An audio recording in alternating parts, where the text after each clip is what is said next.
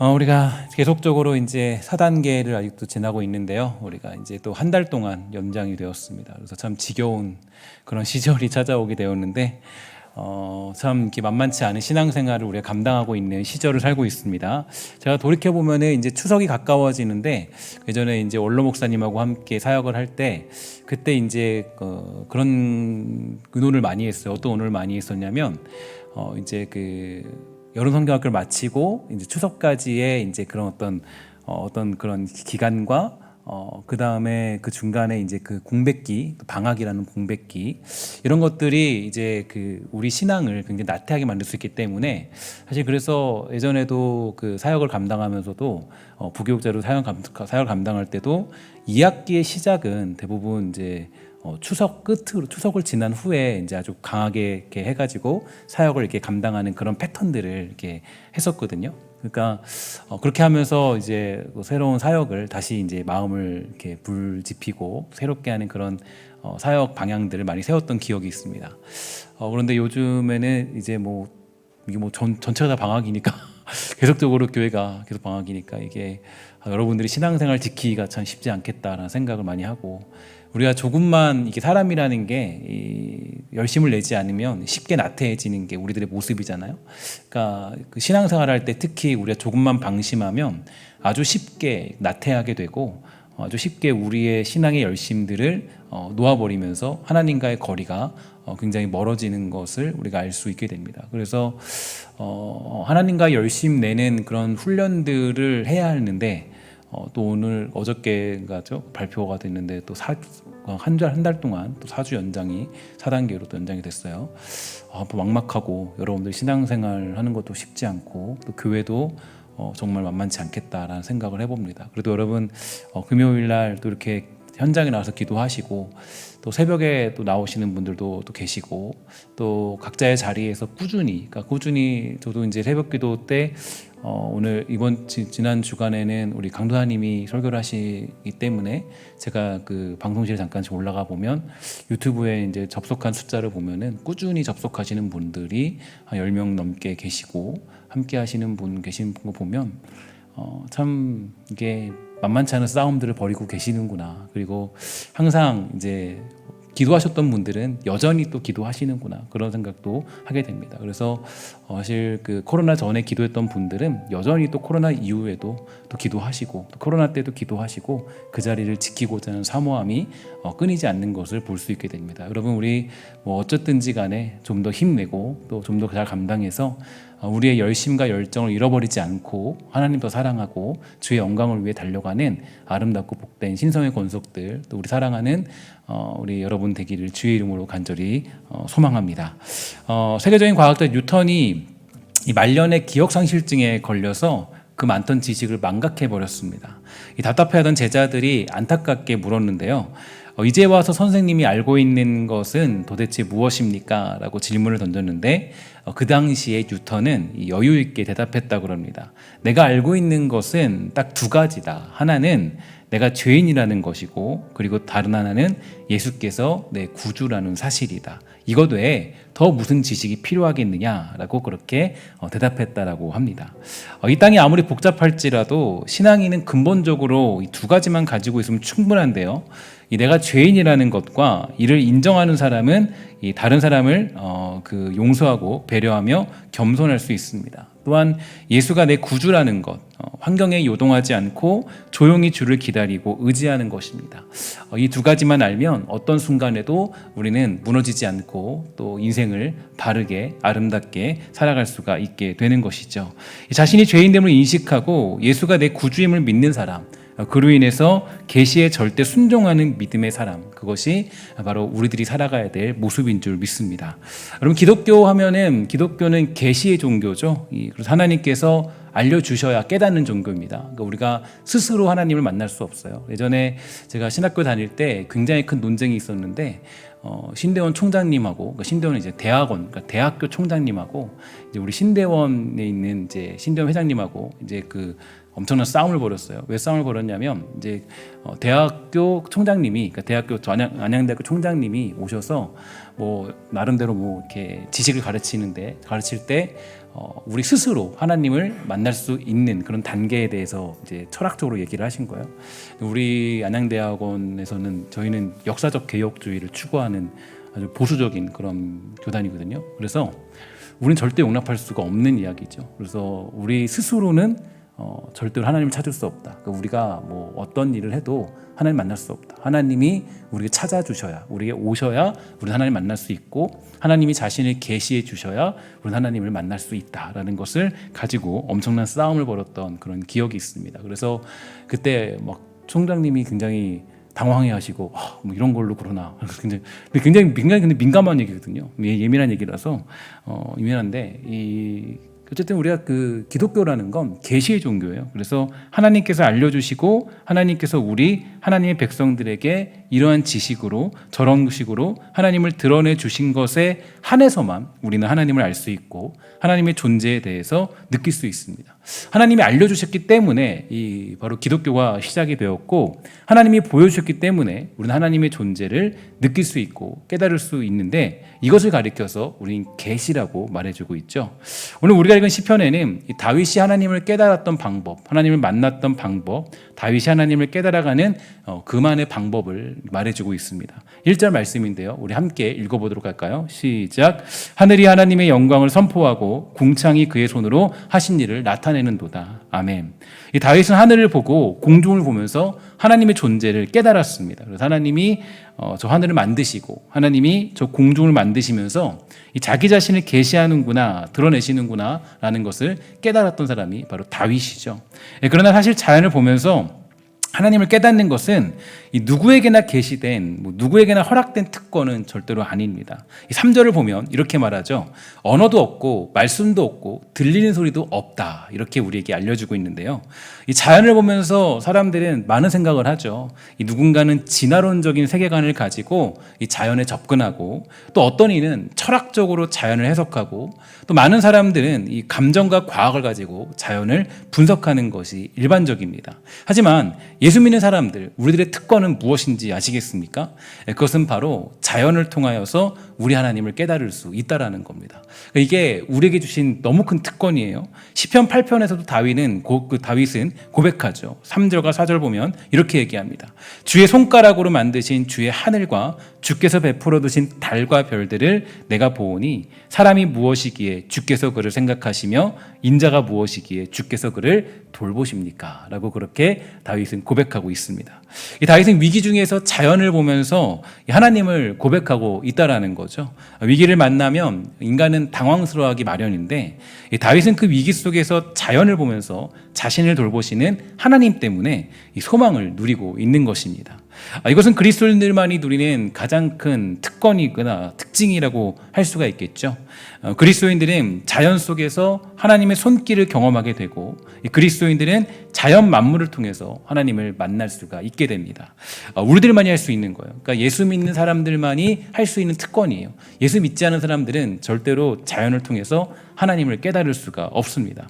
예전에 저도 그런 경험을 아주 깊이 한 적이 있었는데요. 제가 예수님을 처음 만난 게, 그러니까 물론 중간중간에 하나님이 찾아오셨지만, 저는 그것들을 이제 믿긴 믿었지만 저는 굉장히 깊은 신앙으로 가진 못했어요. 근데 23살 이후에 주님 만나고 나서, 진짜 주님 만나고 나서 그때 이제 한 6개월 뒤쯤인가, 그때 하나님에 대해서 주님 만나고 나서도 이 불확실성이 많이 있었어요. 제가 의심이 많았습니다. 그래서 하나님을 믿고 있는데 뭐 삶이 왜 이 모양이냐 이런 생각도 많이 했고, 예수 믿고 있는데도 왜 변한 건 없냐, 하나님은 왜 우리에게 도움도 없냐, 이런 생각을 하면서 굉장히 불확실한 생각들을 많이 했습니다. 그러니까 정말 뜨겁게 주님 만났는데, 그런데도 불구하고 하나님에 대한 의심이 굉장히 컸는데, 제가 한 6개월쯤 뒤에, 주님 만나고 난 다음 6개월쯤 뒤에 그때 하나님에 대한 완전한 확신을 한 적이 있었는데요. 그때가 언제 확신했냐면 바로 그 일출을 볼 때예요. 그동안은 일출을 보면서 그 잠을 깨가지고 그 해를 보러 가야 되나, 막 그렇게 왜 하나 이런 생각이 들었거든요. 근데 그 일출을 보면서 이걸 보는데 하나님이 계시지 않으면 불가능하겠다는 생각이 들더라고요. 그러니까 저기 보이고 막 저기 바다가 저기 막 지평선 끝까지, 수평선까지 보이잖아요. 쭉 보이잖아요. 근데 그거 보이는데 야, 저 깊은 바닷속에 그 모든 생물이 있는 어떤 그런 자체가 이건 뭐 말로 설명할 수가 없더라고요. 그러면서 하나님이 아주 강렬하게 느껴지는 거예요. 그걸 보면서 제가 그 전에는 자연 만물을 보면서 하나님에 대한 감각을 느끼지 못했어요. 근데 하나님을 만나고 나서, 제대로 만나고 나서는 자연을 보면서 하나님이 누구신가를 깨닫게 되는 거예요.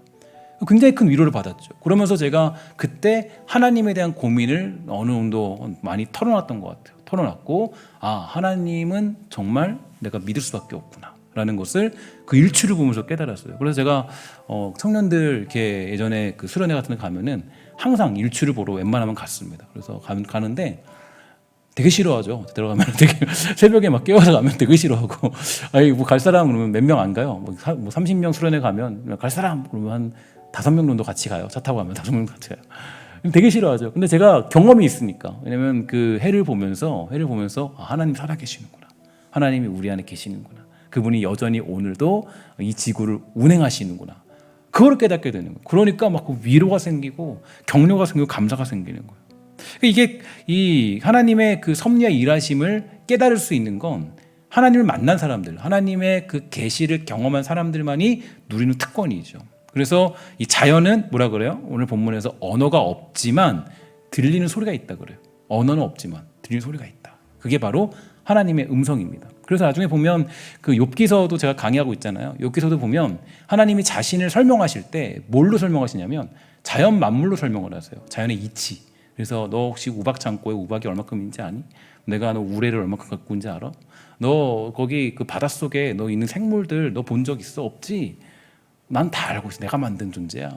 그럼 너가 감히 나한테 지금 나의 섭리에 대해서 너가 지금 따지고 묻고 있니? 하나님이 그렇게 묻고 있어요. 그러니까 하나님은 그 나중에 설명할 때도 자연의 그 만물과 섭리와 이치를 가지고 그 욥에 대해서 그의 우둔함을 깨트려요. 그러니까 이게 하나님은 그렇게 우리에게 계시하시는 거죠. 그래서 그렇게 욥을 깨닫게 만들고, 하나님뿐만 아니라 그 예수님도 마찬가지예요. 예수님도 그 자연 만물을 통해서 이 성경에 보면 많은 비유를 드시죠. 특별히 하나님의 섭리와 또 너의 어떤 위로와 격려를 위해서 또 걱정하지 말라라는 것을 설명하기 위해서 가장 큰 예로 마태복음 6장 29절과 30절을 보면 이렇게 말씀하십니다. 여러분 잘 아는 말씀이죠. 그러나 내가 너희에게 말하노니 솔로몬의 모든 영광으로도 입은 것이 이 꽃 하나만 갖지 못하였느니라. 오늘 있다가 내일 아궁에 던져지는 들풀도 하나님이 이렇게 입히시거든. 하물며 너희일까 보냐 믿음이 작은 자들아. 이렇게 말씀하십니다. 그러니까 지금 하나님 예수님께서 그들에게 설명하실 때 자연의 이치, 그 만물을 가지고 그들을 설득하고 위로하고 걱정할 거 없다. 너희들 하나님이 살아계신다. 하나님이 다 먹이시는데 너희들 안 먹이겠냐? 그런데 너희들 뭐하러 중언부언하고 있냐? 그럴 필요 없어. 예수님이 정확하게 말씀하십니다. 그리고 31절에 보니까 이렇게 말합니다. 그러므로 염려하여 이르기를 무엇을 먹을까? 무엇을 마실까? 무엇을 입을까? 하지 말라. 이는 다 이방인들이 구하는 것이라. 너희 하늘 아버지께서 이 모든 것이 너희에게 있어야 할 줄을 아시느니라. 아멘.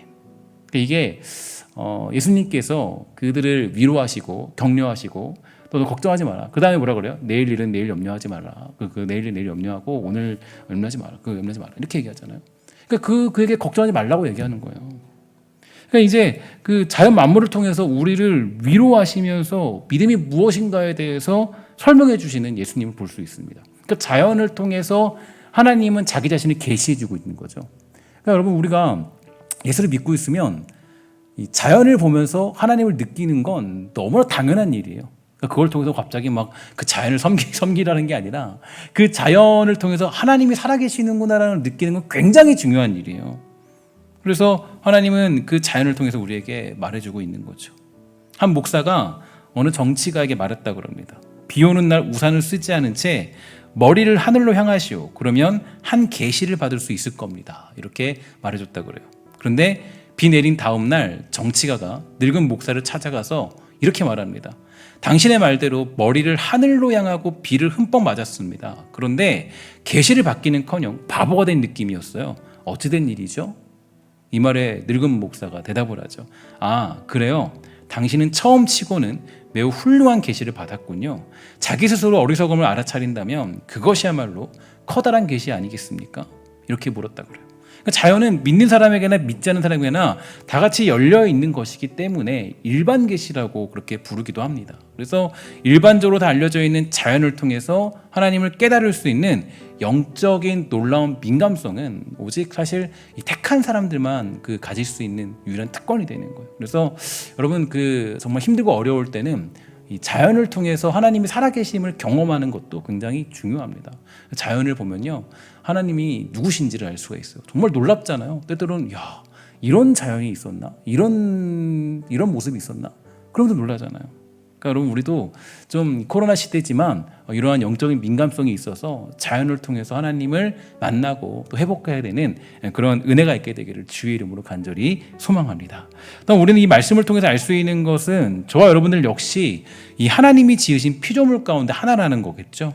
여러분, 피조물이라는 것은 결국 이 하나님의 영광을 찬양하고 드러내는 존재를 뜻합니다.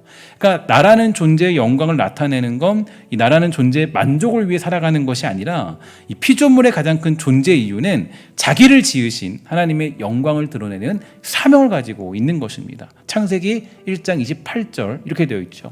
하나님이 그들에게 복을 주시며 하나님이 그들에게 이르시되 생육하고 번성하여 땅에 충만하라, 땅을 정복하라, 바다의 물고기와 하늘의 새와 땅에 움직이는 모든 생물을 다스리라 하시니라. 이렇게 우리에게 명령하셨습니다. 특히 우리는 이 땅에 하나님이 지으신 피조물들을 다스리는 권한을 부여받은 거예요. 창조하실 때부터 이 땅에 이 피조물들을 다스려서 그들로 하여금 하나님의 영광을 드러내도록 하기 위해 저와 여러분들은 지음받았다고 해도 과언이 아닙니다. 수많은 악기들이 있어도 그 악기들을 지휘하는 지휘자가 없다면 그 악기 소리는 이 소음과 다르지 않을 거예요. 그래서 하나님은 피조물들을 통하여서 그 영광의 노래를 부르도록 하시기 위하여서 한 지휘자들을 세우셨는데 그 사람들이 바로 우리들이죠. 그래서 우리는 주어진 자연세계와 인생과 시절을 통하여서 이 피조물로서의 사명을 잘 완수해야 됩니다. 그것이 우리가 해야 될 일이 되는 거죠. 오늘 저와 여러분들은 피조물로서의 그 역할을 잘 감당하고 있습니까?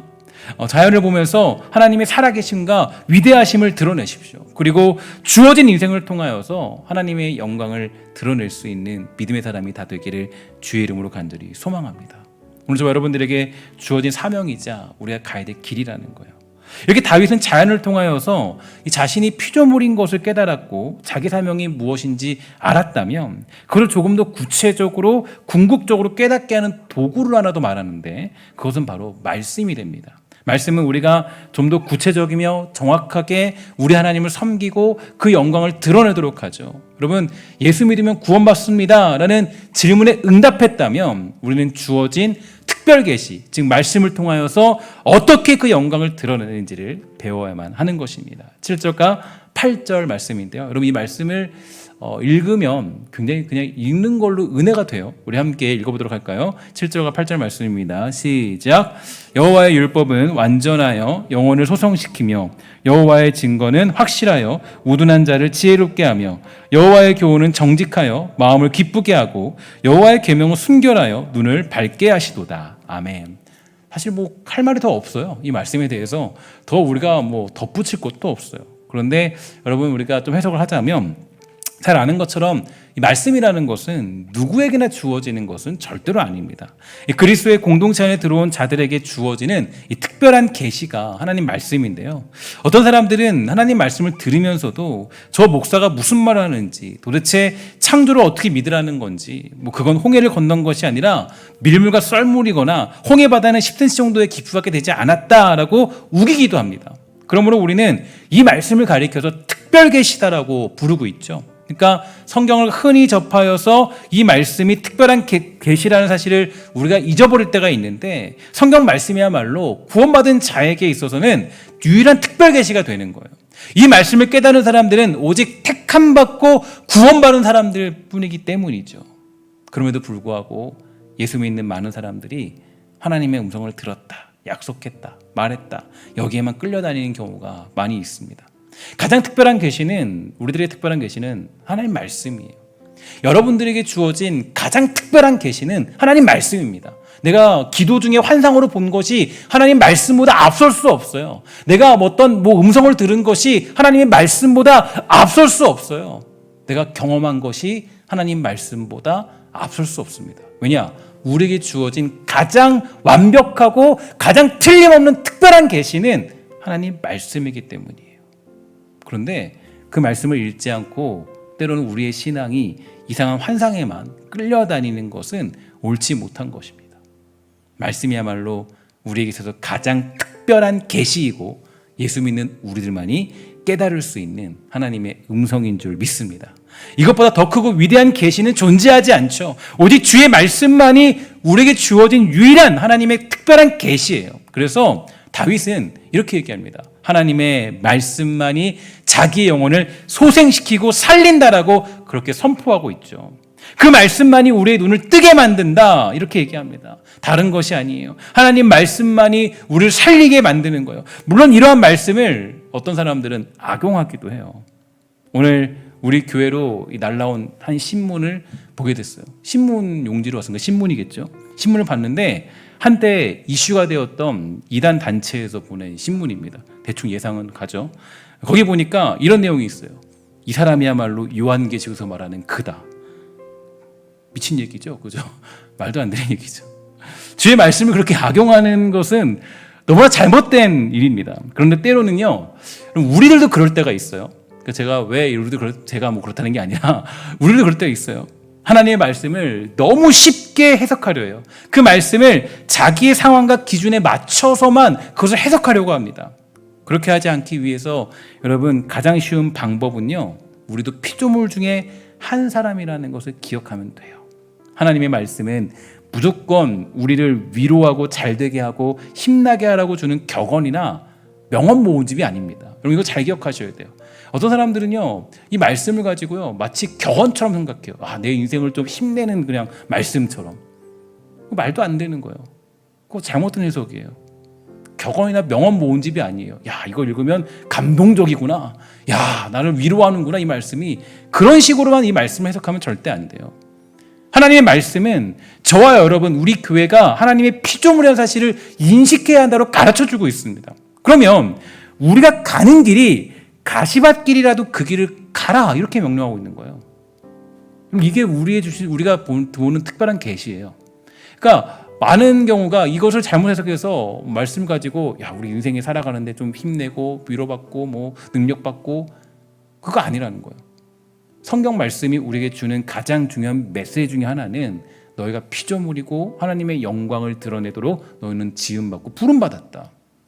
그래서 우리가 성경이 제시하는 것은 우리가 가는 길이 가시밭길이라도 그 길을 가야 한다라고 얘기해주고 있고, 그 길이 돌짝밭이라도 피조물로서 주어진 사명이라면 그 길을 가면서 주의 영광을 드러내는 것, 그게 우리가 가야 될 길이라고 우리에게 제시해주고 있습니다. 여러분 이거는 너무 중요한 메시지죠. 그래서 여러분 사도들 중에 제대로 된 죽음을 받은 자가 없어요. 여러분 제가 사도행전 강해하면서 여러분에게 아주 충격적인 결말을 제가 제시했던 거 기억나십니까? 사도행전 강해하면서 사도행전은 언제나 그 결말을 향해 달려가요. 그러니까 사도행전을 해석하기 가장 좋은 방법은요, 제일 좋은 세계관이 있는데 사도행전을 해석하는 가장 좋은 세계관은 맨 마지막 결론이에요. 결론에서 사도 바울이 뭐라 그래요? 사도 바울이 뭐 갑자기 엄청난 대형 교회 만들었습니까? 사도 바울이 그는 거기 가서 뭐 로마에 가가지고 로마 교회를 세웠더라 이렇게 표현되어 있지 않아요. 그냥 자기에게 주어진 가정에서 예수 그리스도를 전했더라. 끝. 이걸로 끝이에요. 여러분 정말 여러분 놀랍죠? 안 놀랍나요? 저만 놀랍나요? 전 너무 놀랐어요. 사도행전을 해석하면서 너무 놀란 게 그게 끝이에요. 그게 결말이 그게 끝이에요. 그게 그냥 자기에게 주어진 가정에서 복음 전했더라, 만나는 사람마다 예수 그리스도 전했더라, 이게 사도행전의 끝이라고요. 끝. 근데 제가 이 얘기를 자꾸 왜 하냐면, 자꾸 신앙과 자꾸 예수 믿는 걸 자꾸 우리가 어떤 격언집이나 명언 모음집이나 아니면 어떤 뭐 리더십 같은 그런 것들로 해석할 때가 많이 있어요. 그렇게 가면은 이거 완전히 그 믿음이 이상해지는 거예요. 신앙이라는 건요, 피조물이고 그 피조물로서 우리가 자연 만물 중에 한 그런 존재로 부름받았고 지음받았고, 그래서 우리가 그 역할들을 감당하라고 성경 말씀을 통해 깨닫도록 하시는 거예요. 그래서 나중에 보면 그 선지자들이 그러잖아요. 선지자들이 이제 와서 하나님이 너희들 포로로 잡혀가게 만들 거다. 기억하시죠? 포로로 잡혀가게 만들 거야. 그런데 다른 한쪽에 있는 제사장들은 뭐라 그래요? 아니다. 하나님이 복 주실 거다. 너희를 위로하고 있다. 너희에게 힘줄 거다. 이렇게 얘기를 해요. 그런데 누가 맞아요? 결국에는 선지자들이 맞죠. 맞아요. 여러분, 이거는 여러분들과 제가 신앙생활을 제대로 하느냐 안 하느냐는 내가 지금 하나님의 뜻을 보고 있는가, 피조물로서, 아니면 내 뜻 가지고 하나님의 뜻을 맞추고 있는가, 이걸 잘 보셔야 돼요. 그래서 여러분, 기도라는 건 이래서 중요한 겁니다. 그럼 기도 왜 해야 되는지 아세요? 그럼 제가 늘 말씀드리지만 기도는 왜 해야 되냐면 내 뜻을 꺾기 위해서 기도하는 거예요. 기도 안 하는 사람들은 교만할 수밖에 없어요. 왜냐? 내 뜻만 나오니까. 기도하는 사람은 다르죠. 내 뜻 가지고 나왔다가 하나님의 뜻에 다 꺾이죠. 하나님 제발 좀 잘 되게 해주세요. 하나님 제발 좀. 근데 마지막 기도는 뭐라고 그래요? 하나님 뜻대로 하게 해주세요. 그러고 가잖아요. 하나님 제발 좀 해결해 주세요. 근데 나중에 갈 때는 대부분 거의 대부분 그래도 하나님 뜻대로 해주세요. 이게 그렇게 되는 거예요. 피조물로서 인정하고 가는 거예요. 그래가지고 여러분, 이 기도라는 건 우리의 교만을 꺾기에 가장 중요한 거예요. 그러니까 기도하지 않는 사람들의 특징은 교만할 수밖에 없어요. 이거는 뭐 어쩔 수 없는 거예요. 기도하지 않으면 교만해질 수밖에 없는 거예요. 단 기도하면 그 교만을 꺾을 수 있어요. 꺾을 수 있죠. 그러니까 주의 말씀은 언제나 우리가 피조물로서 가야 될 길을 제시해주고 있음을 기억할 필요가 있어요. 그러면 조금 더 이것을 기억한다면 좀 더 성경 말씀을 깊이 해석하는 눈이 열리고 진짜 위로와 평안, 하늘이 주는 평안과 위로가 뭔지를 알게 돼요. 그러니까 우리가 진짜 위로와 평안은 이 땅에서 그냥 뭐 잘 되고 뭐 힘내서 살아가고 이걸로 우리가 진짜 위로 평안이 아니에요.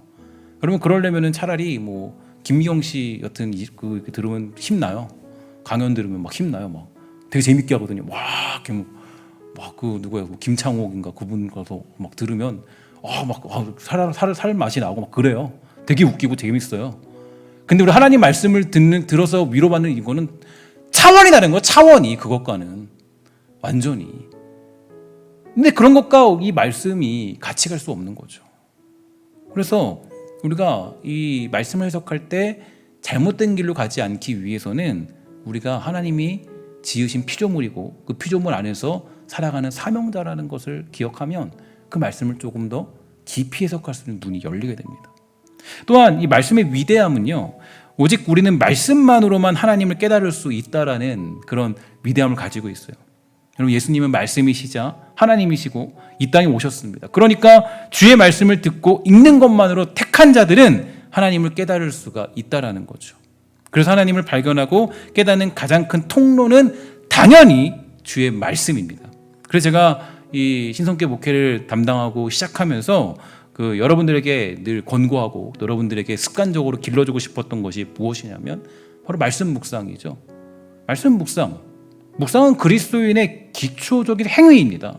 하나님 말씀을 통해서 오직 피조물로서 자신을 계시하시는 영광의 하나님을 깨달을 수 있기 때문에 하나님 말씀을 묵상하는 것은 뭐 하고 말고가 없어. 그냥 해야 돼요. 그냥 해야죠.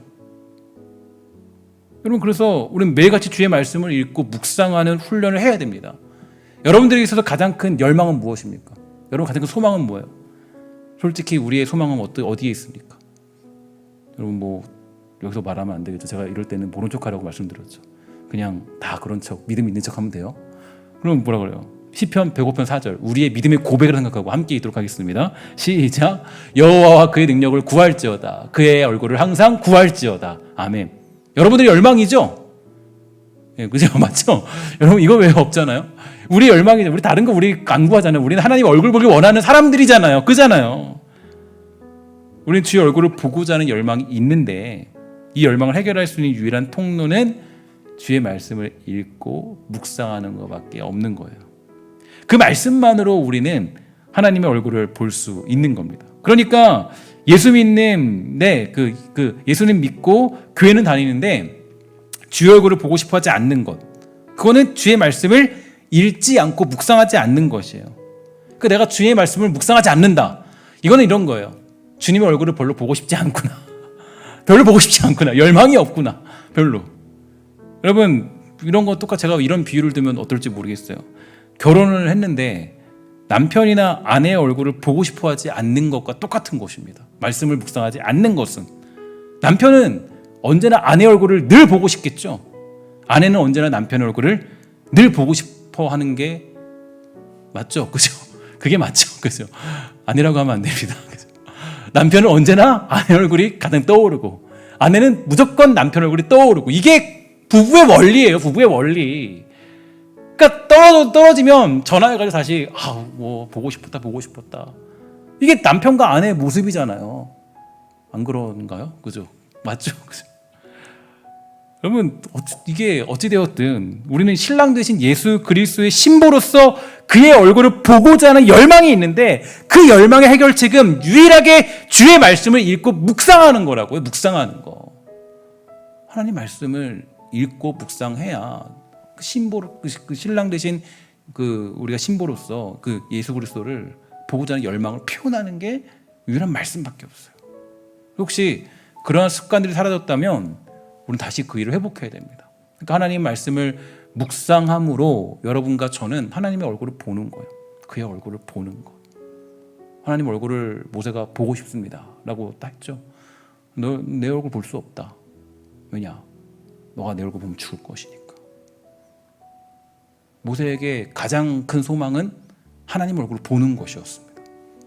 여러분, 우리 마찬가지예요. 하나님 얼굴을 보고 싶다, 그 얼굴을 갈망한다 라고 하는데 하나님 말씀을 내가 묵상하지 않는다. 그러면 그거는 마치 남편의 얼굴을 보고 싶어 하지 않은 것과 똑같은 겁니다. 그래서 여러분, 우리가 이 코로나 시대를 통해서 하나님 말씀 묵상하는 습관들을 잘 길러내셔야 돼요. 그래서 4주 동안 연장됐잖아요. 답답한 시절을 또 보내잖아요. 그냥 답답하다라고 우리가 할 수밖에 없지만, 그래도 하나님께서 주시는 또 기회라고 생각합시다. 가까이 주님 얼굴 볼 수 있는 시간이라고 생각합시다. 여러분, 존 칼빈에 따르면 하나님은 자신을 계시하실 때 인간이 이성과 심성으로 수용할 수 있는 수준에 맞춘다라고 해석해 주었습니다. 이에 대해서 예를 들었는데요. 웅변과에 대한 비유를 드는데, 훌륭한 연설가는 청중의 수준과 한계를 알기 때문에 그 수준에 맞는 연설 방식을 취하고 의사 전달이 제대로 이루어지기 위해서 화자와 청자 사이에 있을 수 있는 간격을 제거하는 데 힘을 쓴다. 예수님이 쓰신 비유를 보면 이러한 점이 완벽하게 드러나 있다. 이렇게 해석해 주었습니다. 마치 어머니가 어린 아기를 안기 위하여 몸을 구부려 숙이듯이 하나님은 우리의 수준으로 오시기 위하여서 허리를 굽히시고 우리가 이해할 수 있는 언어로 말씀하시는 분이 바로 하나님이라고 밝히고 있습니다. 제가 그때 일출을 보면서 하나님을 만나게 된 건, 하나님이 어떻게 하신 거예요? 허리를 굽히시고 마치 아기를 안는 것과 똑같은 상황이었던 거예요. 그죠? 그러니까 뭐 가서, 여러분 산에 가서요, 그냥 산에 가서 그냥 행복했다, 그냥 좋은 공기 마셨네 이러고 오면 안 돼요. 여러분, 산에 가셔도 뭐 해야 돼요? 가면 뭐 해야 돼요? 하나님이 살아계시는구나. 저기 만물을 보니까 하나님이 여전히, 나는 다 모든 게 멈춘 줄 알았는데 여전히 자연은 흘러가고 여전히 자연은 소생시키고 있구나. 하나님이 먹이시고 계시는구나. 그걸 모두 위로받고 와야 돼요. 여러분, 어디 가셔도 하나님은 자연을 통해서 일반적으로 자기를 계시하시고 말씀을 통해서 특별하게 자신을 계시하셨습니다. 우리들에게 자신을 알려주시기 위해서 말입니다. 오늘 우리가 온 세상 만물을 통해서도 하나님을 깨달으시고 말씀을 통해서도 하나님을 발견하는, 그래서 우리 주변에서 하나님으로 가득 찬 인생을 살게 되는 저와 여러분 되시기를 주의 이름으로 간절히 부탁을 드리겠습니다. 이 땅을 보면서 어디 놀러 갈까 이것만 생각하지 마시고, 자연과 환경을 보면서 오늘도 지금도 역사하심으로 존재하는 이 땅의 위대함 속에 피조물로서의 그 영광을 드러내기에 충분한 우리 사랑하는 신성교회 권속들, 우리 교회가 되기를 주의 이름으로 간절히 부탁을 드리겠습니다. 기도하도록 하겠습니다. 하나님, 감사합니다. 우리가 위로가 필요합니다. 하나님, 우리 답답한 시절을 보내고 있습니다. 교회에 잘 모일 수도 없습니다. 함께 나와 수다를 떨 수도 없고 하나님에 대해서 이야기할 수도 없습니다. 뜨겁게 주님 찬양하기도 어렵습니다. 마스크를 쓰고 2년 동안 보냈습니다. 하나님, 우리를 불쌍히 여겨주시고 긍휼히 여겨주시옵소서. 하나님, 우리가 정말 하나님 앞에서 다시 뜨겁게 마스크를 벗고 찬양하는 그날이 너무나도 그립고 하나님 그때가 언제 올지 하나님 막막하기만 합니다. 하나님 우리가 그 막막함 속에서 그래도 우리에게 힘 주시고 능력 주시는 하나님을 바라보도록 허락하여 주시고 우리를 위로하고자 하시는 하나님의 은혜가 우리 안에 가득히 넘치도록 주님 허락하여 주시옵소서. 이 시간 기도하는 영혼들이 있습니다. 기도하는 영혼들마다 축복하여 주셔서 우리의 교만함을 다 꺾어버리고 이제 우리가 하나님의 뜻을 따르는 피조물로서의 그러한 삶을 살아가도록 허락하여 주시옵소서. 모든 말씀 예수님의 이름으로 간절히 기도합니다. 아멘.